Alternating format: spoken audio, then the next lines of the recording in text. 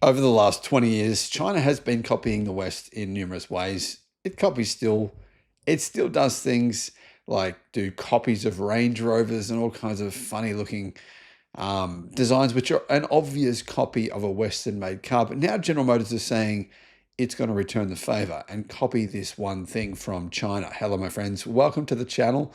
I'm Sam Evans. You're watching the Electric Viking. What am I talking about here? Well, General Motors says it needs to copy the Chinese in one very important area. China's car makers are building new EVs in record time. They are coming up with new versions of the same EV almost every year, or even more frequently than that, which is crazy. This is leaving global rivals scrambling to catch up to their lightning fast development cycle. China's development cycle now is 2 years, or sometimes 18 months. Historically, for the last 30, 40 years, the development cycle is normally 5 to 8 years. So this is really hard for legacy automakers to actually keep up with.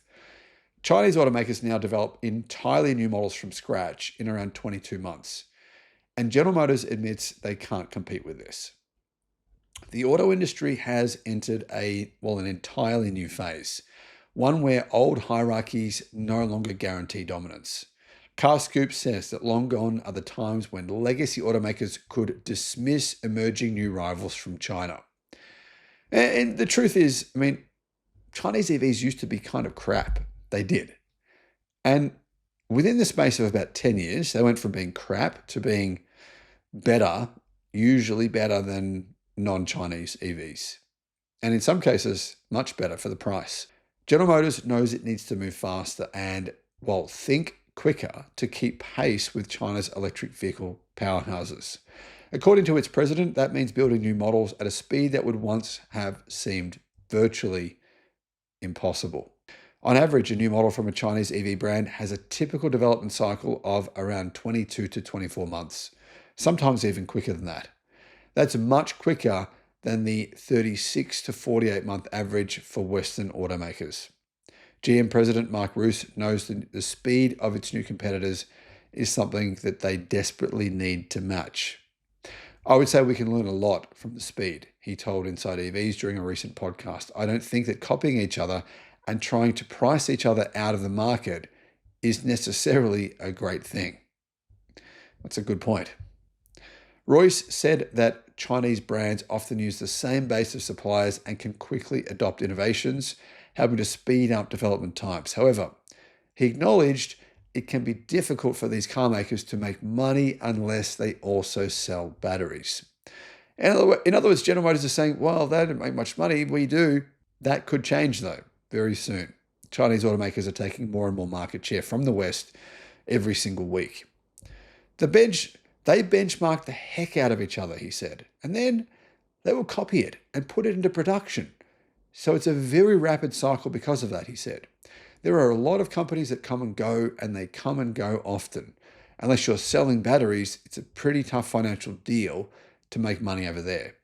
Now, obviously, that goes for General Motors. General Motors' second biggest car market globally is China. So I guess Mark knows how hard it is.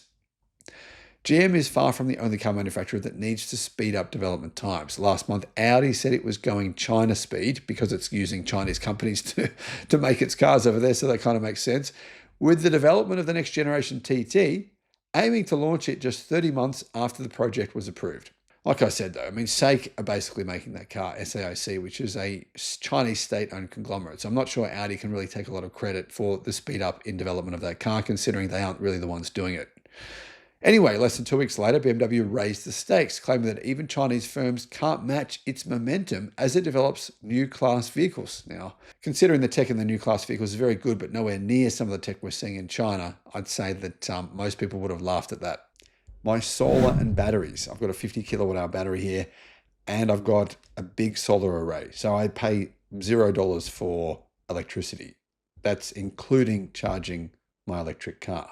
Resync Solar is the company that I used. I'll put a link to them in the description below. The Bavarian company has pledged to roll out 40 new and updated models within the next 2 years, showing the global race for speed in electric vehicle development has never, ever been more crucial. It's never been faster. It's never been more cutthroat. And honestly, yes, legacy automakers are finally starting to wake up to the fact that they need to innovate at a much faster pace. But are they doing it as fast as the Chinese?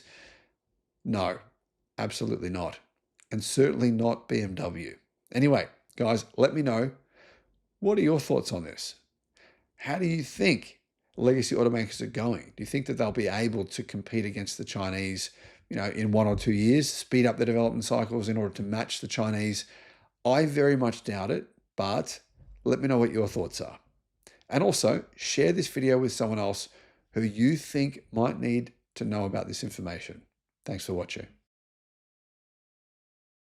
Chinese manufacturers have doubled their sales in Europe in August. And it looks as though there's now some serious concern, particularly in Germany, that Chinese car manufacturers, in spite of the massive tariffs, they're really coming for the Germans. They're really coming for the European automotive industry, and companies are very worried. In fact, they're basically saying, some car companies are saying that the Chinese should be banned from Europe.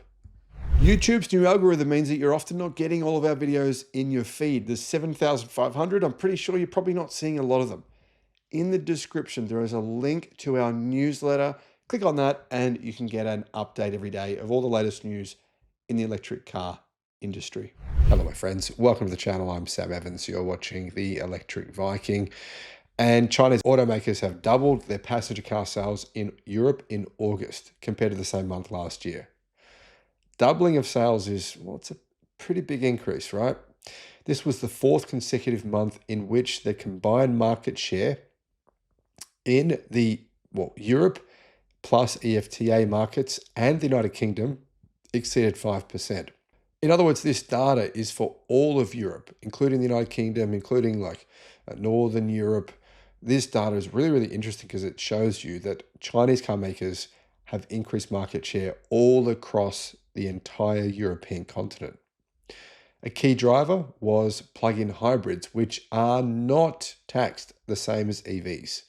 They only get a 10% tariff, which is the same for everyone. Every car manufacturer, even American ones, where it doesn't matter what they are, Thai cars, cars built in Thailand, cars built in Malaysia, doesn't matter where they are, they all get a 10% tariff. It's only Chinese EVs that get an additional tariff of between 17 to 30%, depending on what car brand.